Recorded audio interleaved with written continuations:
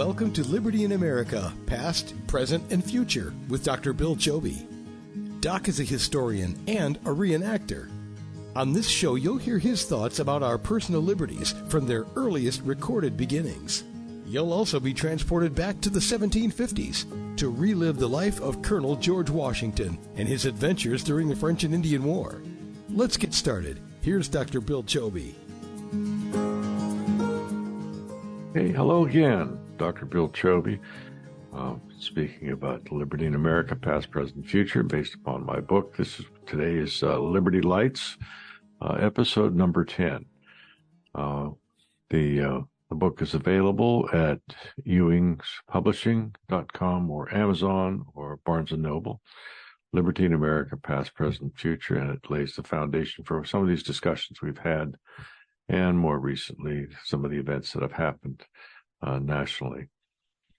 I was a little reluctant to do this one today because there's just so much out there that's a threat to our personal liberties that I didn't know where to start with it. Initially, I wanted to talk about Social Security and how Social Security is being threatened by this massive immigration on our southern border. Let's follow through with that. You know, Social Security, the trust fund, money that was put there by hardworking people and their employers, was supposed to be hands off to general spending by the Congress. And it turns out that LBJ, during the Vietnam War, was looking for more money, and he decided to tap into the trust fund. So currently there's nothing more than a piece of paper. It's an IOU. And the funding for Social Security that goes out every month or every week comes out of the general budget. Now, why is that a problem? Well, you know, this past week we reached a milestone of $33 trillion. Back in the 90s, when I was involved with my congressional campaigns, the number was $5 trillion. It's grown 6 times in the past 30 years. And it's all because of the uncontrolled power of the purse by Congress. And no one there seems to be able to say no. Past 5 years or 3 years with the Biden administration, or $5 trillion was added to the debt, largely as a way to sort of placate people or to take away the fears of COVID. But what happens with this money? You know, $33 trillion worth of debt generates an awful lot of interest that has to come out of the general budget. So the larger the debt gets, the less money it's available for, well, everything else. And part of everything else is Social Security. Now, when you look at the massive influx, the invasion, if you will, of all these people coming from all over the world through our open borders, although the Biden administration insists that they're secure, we all know that that's a lie. Some of the sanctuary cities like New York and Chicago and LA are being overrun by a lot of illegals.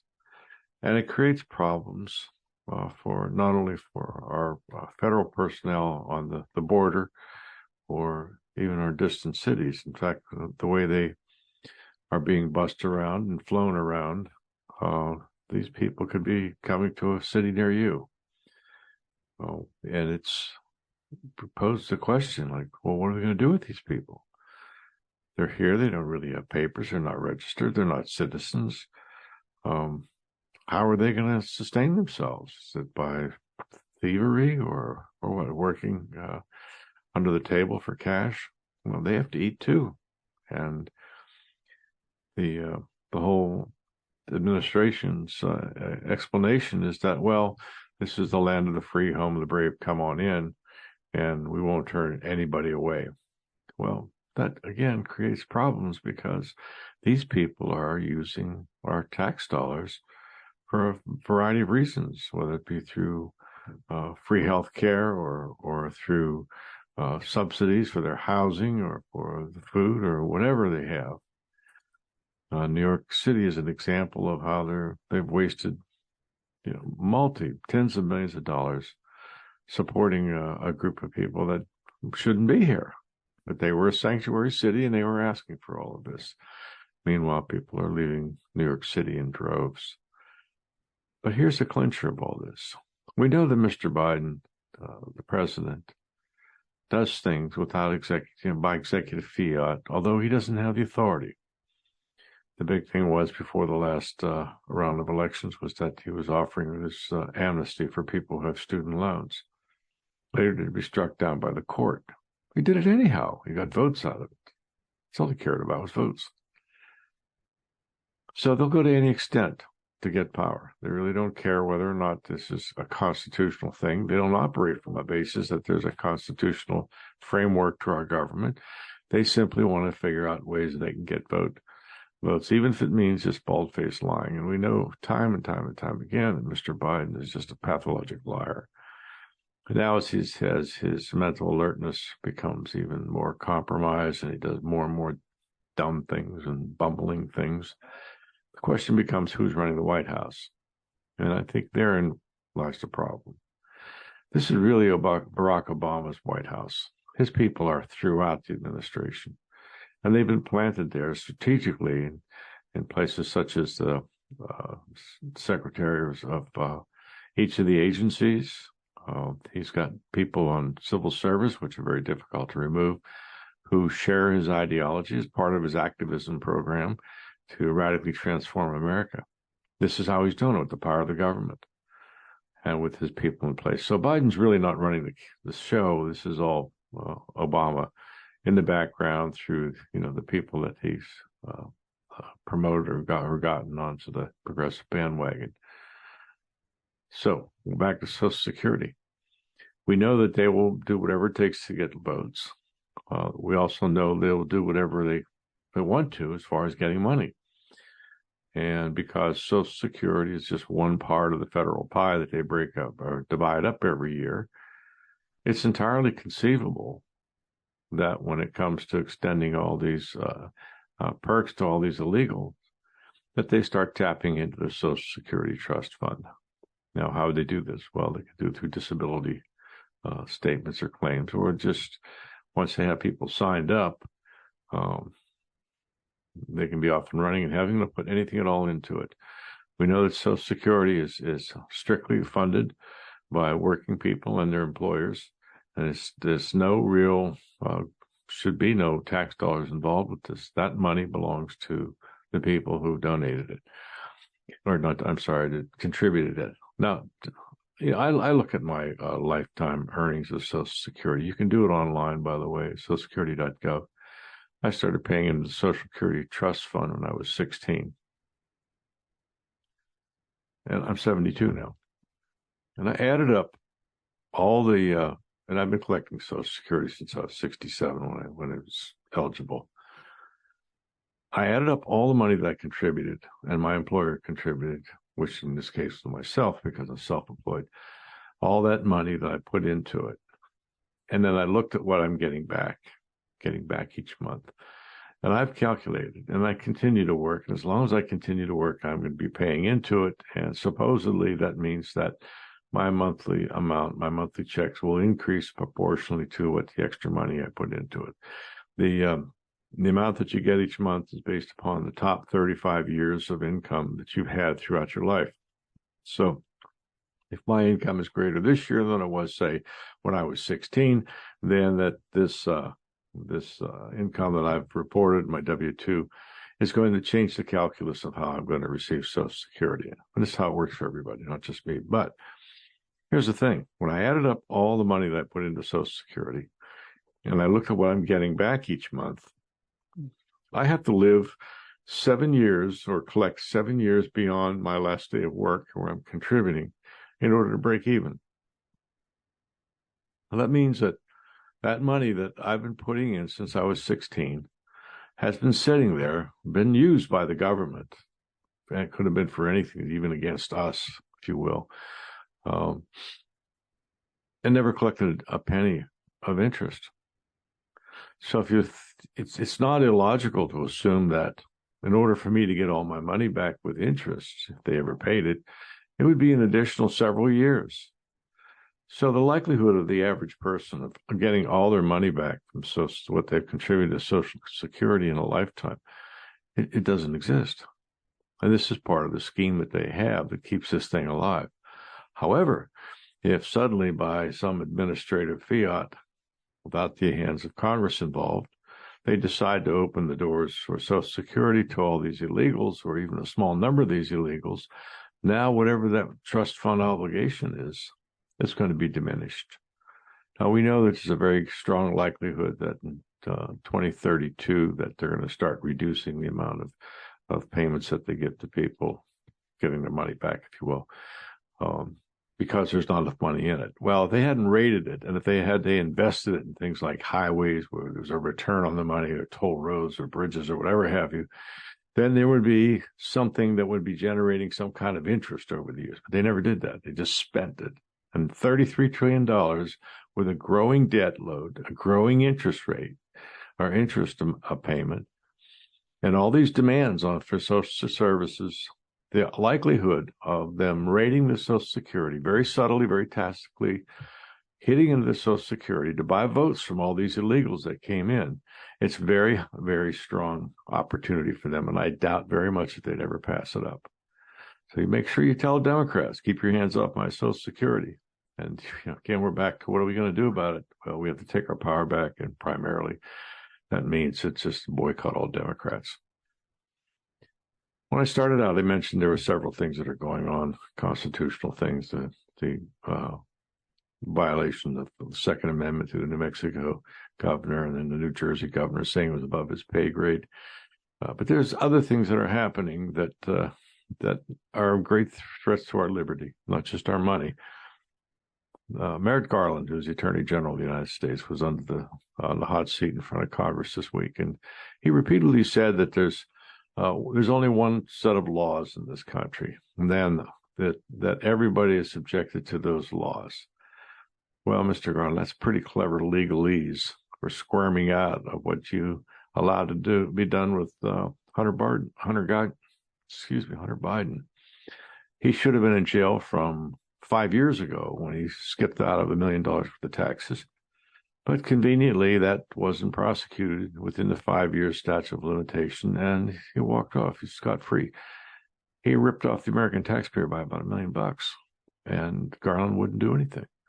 Well, yeah, we have one set of laws. Not paying your taxes is against the law, but if you don't prosecute people equally, then you can have all the good laws in the world, and they mean nothing. You have a double standard of prosecution. This is what has been the problems that, I guess, threats of our liberty. When we see people who are silently objecting to abortions, and they're hauled off, and their homes are broken into at 6 o'clock in the morning by armed FBI guys with their, AR-15s and their bulletproof vest stuff on there. That's a violation of our basic civil rights. This is what's happening with progressive expansion of the federal government by lying, by doing whatever you want to, and until somebody says no. It's like saying it's easier to ask for forgiveness than for permission. But the idea of pushing something by executive order and knowing that it would be struck down was something that was started by FDR, and he called it stonewalling. And this is one of the reasons why he wanted to have the courts enlarged so that his unconstitutional actions would have been able to slip by the Supreme Court.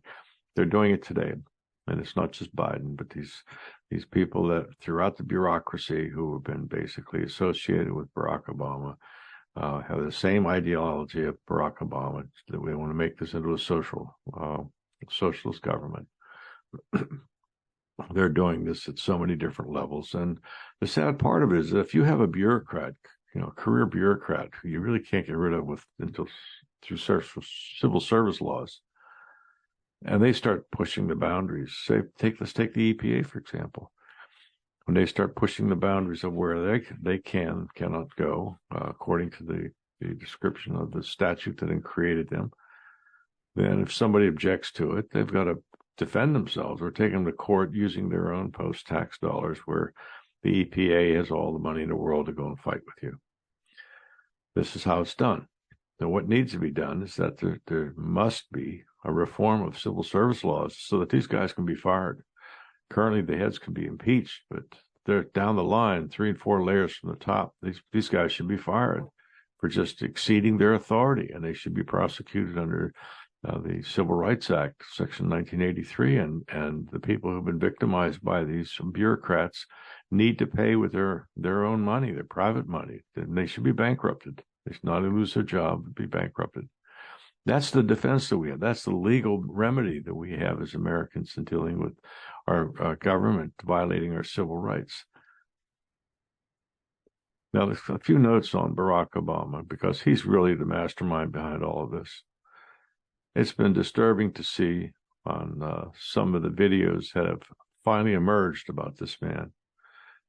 Former lovers, male lovers. He had many associations with other gay men. And this one particular individual talked about snorting cocaine and performing fellatio on Barack Obama multiple times. He was part of a group of people where there were some of these members in this group at this particular bar that they attended in Chicago. Some of these members were murdered, and nobody was ever found to be the murderer. And although there was suspicion that Obama was involved with it, there was never anything ever done about it. So it's typical Chicago style. But there's other things that have come up that should have been fully vetted by the media long before Obama got anywhere. And the one that's particularly disturbing is his Social Security number. Apparently, it starts with 042, and at that time, Social Security numbers, wherever you were living in the U.S., would generally begin the first couple of numbers with a certain number, which was identifying. So the number of Barack Obama's was from Connecticut, but we know that he lived in Hawaii. So how would he get a Social Security number that identified him as being from Connecticut when he was in Hawaii? Well, the explanation is that his mother worked in the government and had to at some clerk level dealing with different people who had died there. And this man from Connecticut who had the original Social Security number that's used by Barack Obama, he died in Hawaii. And he had never collected any money off of Social Security. So it was pretty much a clean number that Barack Obama assumed, even though he wasn't in Connecticut at the time at all. That's disturbing. There are things in his birth certificate that have been shown to be forgeries. Now, this shouldn't have had to be something that private individuals had to do. This was an issue that the media should have looked into thoroughly, instead of just shouting down anybody that raised these questions. They should have been vetted, because these are serious threats to the future of our republic. And there's a plan is here, as Obama often said, fundamentally transform America. This is what is unfolding. It should never have been allowed to start, but our media is complicit with this. It makes you wonder, just who do you believe? Well, the American public is waking up to this. I saw a Rasputin poll this week that showed that something like 72% of likely voters believe that we are headed towards a police state. In other words, the cops are going to run the show, the lawmakers are going to run the show, and they're going to tell us what to do. It's just another poll today that on a heads-up matchup between Mr. Trump and Biden that Trump actually wins. So the tide is turning. But we need to understand as Americans that there's a plan to this. There's a grand conspiracy to this that goes back to Barack Obama, perhaps even before, that this has been unfolding very steadily and quietly right under our noses, and largely because of this complicit media who are activists instead of journalists. They have for a long time held a lot of other people believing in the big lies. Well, Abraham Lincoln once said, you can fool all the people some of the time, some of the people all the time, but you can't fool all the people all the time. And that's what we're coming to. The incidence of misuse of federal powers has caused people to question the DOJ, to question the integrity of the FBI, which means that there's going to have greater difficulty in assisting with them on real crimes. You know, trust is something that's very hard to earn, and it's very easy to lose. And once you lose it, it takes a very long time before people begin to trust again. This is what this administration and this progressive movement, Barack Obama's game, has been to the FBI and the DOJ, to where Americans don't believe in them anymore. And with the lack of respect for these kinds of law enforcement agencies, we're seeing an explosion of crime. This is not good. This is scary stuff.